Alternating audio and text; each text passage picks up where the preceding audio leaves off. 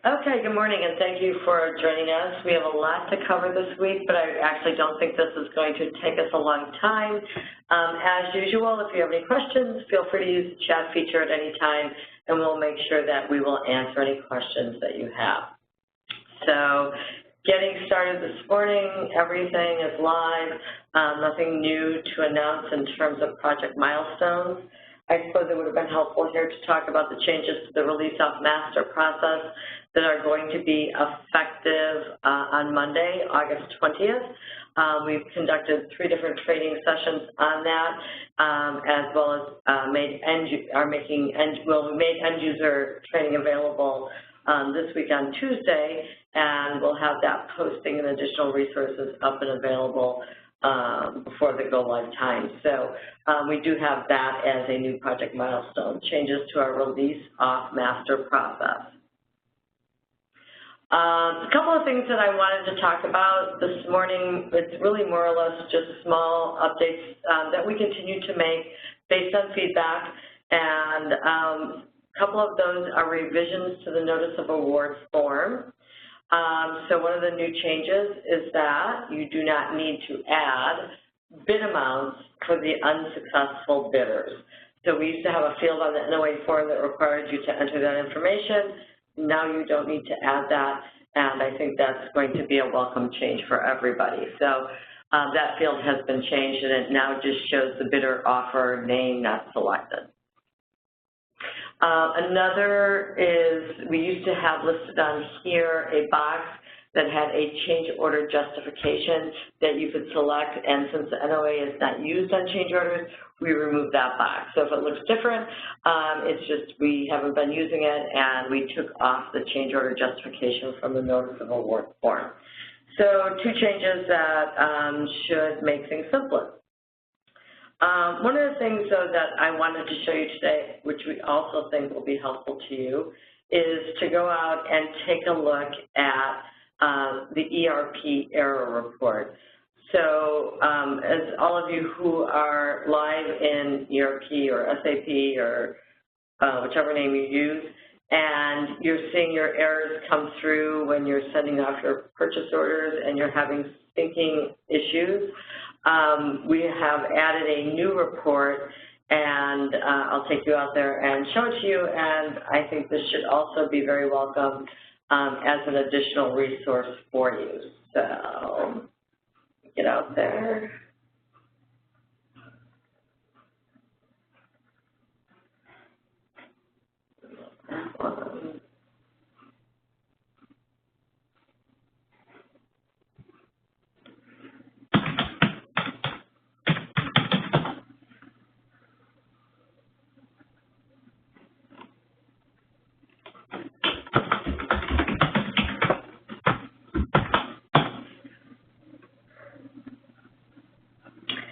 Okay, and I'm going to go out to a purchase order, so let me pull that up.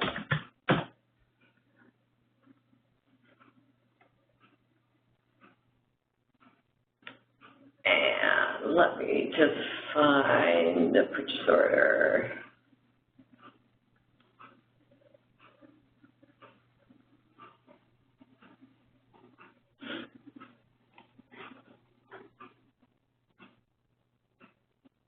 Okay, so here is a purchase order, and on the General tab of the purchase order, we know down here on our General tab is where we see additional print options. So if we're going to do a purchase order print, we set that on the General tab. If we're wanting to get that purchase order approval history report, we can get that. We can get the purchase order vendor print copy. We can do that. And the newest one that we have added now is the interface error report. So I don't know on this particular one if we're going to actually have any interface errors, but if I wanted to get a report, if I had a purchase order and I had some interface errors and I really wanted to be able to take a close look at all the specific detail, I can run on my purchase order this interface error report. So here on the General tab, I have to click Save and Continue, since I did make a change to my print format. and I'm going to come down here to my summary.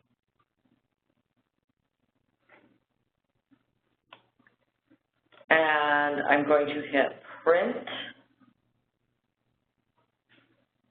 and that will generate the interface error report. It shouldn't take this long. The computer that I run off of here for these presentations is a little bit slower. For you, it'll probably run more quickly.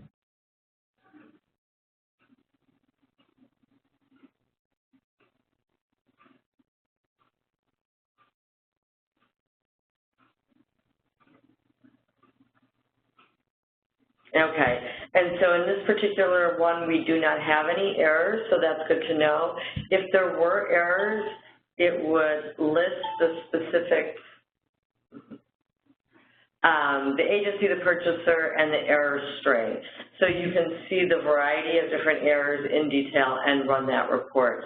So that is our new interface error report that's now available in our live production environment.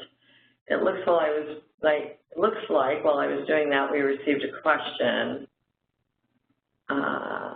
Someone wants to know, is it possible to print what the original purchase order was before change orders were applied to it? And actually, that information is included, or that information about the new purchase order. So you're able to see now with the new process effective on Monday what the net purchase order is, as well as, and this is for the releases of masters, all the specific change orders. So if you're speaking about the release of master purchase order changes, those do display with the net, which is the cumulative total of the original purchase order and all the changes to it, a net purchase order, as well as then a detailed list of the change orders. Okay. So going back to our presentation, so that new ERP error report is located on the General tab. Go ahead and make that change, and you'll be able to pull that report up if you're having issues with ERP syncing errors. Okay. Another question that came up, we just had our trainer, and there was a question that came up about estimating costs. You know, what happens if you estimate something at, for example, $225,000, but all the bids you receive are above $250,000? So you've sent it off as an estimated cost of $225,000. It's routed through its approval paths based on an estimated cost of being below $250,000, and now all of your responses came above that. And we have reached out to statewide approvers. If there was a statewide approver, for example, in this example, Gombe, that did not get included, and you're seeing that your actual cost of your contract is going to be above that any threshold, our recommendation at this time and the feedback that we've received is that you reach out and obtain those additional approvals.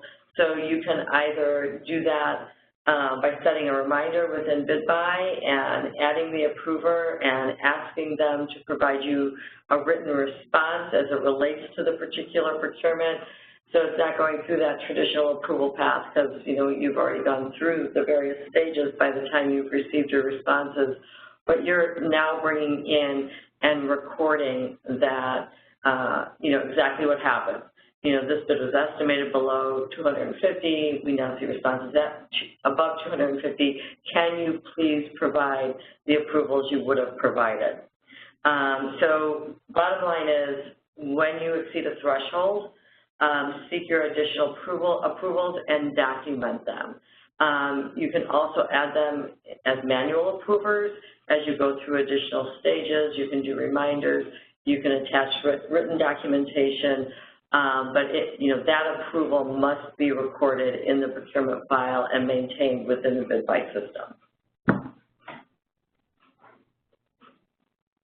Okay, and this slide is really important and it simply talks about attaching. As we are looking through our real-time procurements going through BidBuy, we are seeing that not in all cases are all the attachments that we would expect to see being attached. And we, really want to underscore this and bring this to your attention. Maintaining the procurement file is an audit risk, and it's an important one, and one that we, I know, have emphasized in the past, and, by our review are seeing a need to continue to do a strong emphasis on your procurement file. So, if you're not doing it now, and I know as you're working through a procurement, at the end of a procurement, you're coming back and you're attaching additional documents to go through and finalize that procurement file. But please make sure that you do have a process in place to ensure that all documents on a purchase order that's, often sent status and has been completed, that all the documents that you expect to see are there. Your best tool is to use the Appendix B. That gives you guidance. It's not a list, it's not a checklist that says you must have every one of these things, but it is our overall general guidance on the list of potential attachments that you will likely want to consider and evaluate when you're looking at your PO and send status and looking at your attachments. So use that Appendix B as your guide. You may have additional agency-required documents and forms above and beyond the Appendix B, or an exceptional form or a unique form for a specific kind of procurement in addition to that. But do include this as a standard part of your business process, that ensuring that everything is there. And then another question came up with regards to the legacy load contracts, the POs that are in BidBuy as a result of the legacy load. And I just wanted to share this because we've had some questions. Well, what do we need to add for all those legacy contracts? Do they need the entire procurement file? And this is the legacy load guide information, which says basically to add attachments that are needed as part of the procurement file, and any other documents that are pertinent to anyone who may be placing an order against this contract. So what we're looking for here, what that means is you may not be recreating the entire procurement file for a legacy contract, a procurement file for a procurement that happened 6 years ago. You may not need to recreate that entire procurement file because you have the original procurement file. But what you do need to do on these legacy contracts is their purchase orders is make sure that everything that's going to be needed in the future is there. So a copy of your contract documents, any disclosures, certs, everything that's going to be needed in the future as it relates to that should be included in BidBuy so that, when you're taking those actions and doing renewals or doing change orders, that information is available, pricing sheets, any of the information that's going to be needed at a future time for those legacy contracts. At a minimum, the contract should be there. So, I hope that's clear. And, if you are attending and, as the trainer, you're not necessarily the person responsible for that in a large agency, please, share with others the emphasis and the reminder to ensure that the procurement file is complete, because as we are looking at that, we see a lot of opportunity to improve the documentation that's being attached. New information, and we'll be looking for feedback on this. We've been doing these trainer support webinars for, maybe going on 2 years now. And so we're going to be scaling them back to every other week. And we're open to, if you're finding that they're, not as helpful as they once were, we can even scale them back further and maybe do them once a month. But if you find that they're very helpful to you and you really like having this opportunity every week, we would also like to hear about that too. But beginning next week and going forward, at least for the immediate future, we will be doing these every other week. So we will be changing your invite to reflect that. So let us know if that's good, bad, or indifferent, and you can, any comments, if you have any strong thoughts on it, send it over to state user and let us know what you think. I'm going to write that down. Okay, got that. And as usual, everything remains the same in our end user support process. They really need to work through all their internal agency level resources because that's where they will get their best answer, and then come to us when all of that has been exhausted. And generally speaking, it's typically the APO or the SPO sending those questions over to us and CCing everyone involved. So that continues. Now that we've been at it, most of us for a long time, and especially as we're moving over to being live in ERP, continue, just as a reminder slide, to evaluate your business processes. I know everyone is reevaluating approval paths, ensuring, again, agency contracts are input and all the supporting documents needed for the future on those agency contracts, and that they've been reviewed, and there's been a quality assurance check, ongoing training. I'm hearing good things about that, so I believe there's lots of training activity, and we're seeing lots of new staff being registered into BidBuy, so that's very exciting, and I think that's going well. And then, again, just do not forget to loop in your HR department if that will be helpful to you in ensuring that your deactivations are happening timely. So just got to get those folks deactivated as soon as possible. Here's your chart and resources for your help desk. Nothing has changed, nothing is new there.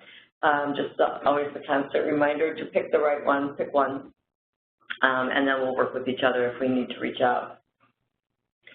BidBuy forms, I told you about the change to the NOA form, and we are making that change. It already exists within BidBuy when you're using the automated form. We're also making those updates to on that NOA to the alternative form, but if you need an alternative form, that link remains the same. Upcoming training events, not a whole lot on the horizon right now other than the BEP process training, and expect that. I know I've said expect that soon, and it's still a very high priority for us. I do expect to see that coming in the not too distant future, and as soon as we have that or any other new training opportunities, we will send that your way. And that really is everything that I had prepared for today. So I will leave the line open and see if we have any more questions come through. I don't see anything now. But again, thank you for attending this week, and I'll hold for questions.